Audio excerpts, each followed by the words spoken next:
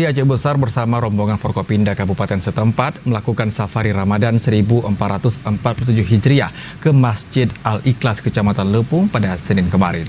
Selain untuk menjalin silaturahmi, kegiatan tersebut juga turut diisi dengan penyaluran bantuan berupa 150 sak semen dan sajadah masjid. Bupati Aceh Besar Muharram Idris atau yang akrab disapa Syekh Muharram melakukan safari Ramadan 1447 Hijriah dan silaturahmi bersama masyarakat di Masjid Besar Al-Ikhlas Kecamatan Lepung pada Senin 3 Maret 2026. Kedatangan Bupati beserta rombongan pimpinan organisasi perangkat daerah Aceh Besar ini disambut oleh para tokoh masyarakat dan pihak Kecamatan Lepung. Dalam kesempatan ini, Bupati Muharram Idris bersama Kasdim 0101 KBA dan Wakapolres Aceh Besar menyempatkan untuk berdialog mengenai berbagai hal yang menyangkut dengan kondisi dan situasi kabupaten setempat saat bulan Ramadan berlangsung.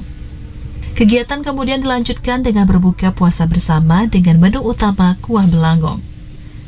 Setelah pelaksanaan sholat isya berjamaah, Bupati Syekh Muharram menyerahkan bantuan berupa 150 sak semen dan sajadah masjid yang diterima langsung oleh Imam Cik Masjid Al-Ikhlas Lepung.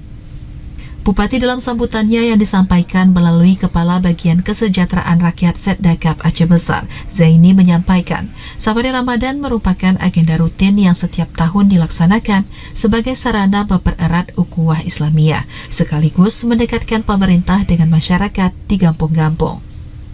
Zaini menegaskan safari Ramadan bertujuan untuk menyemarakkan syiar Islam serta mengagungkan bulan suci Ramadan sebagai bulan yang penuh rahmat, maghfirah, dan keberkahan.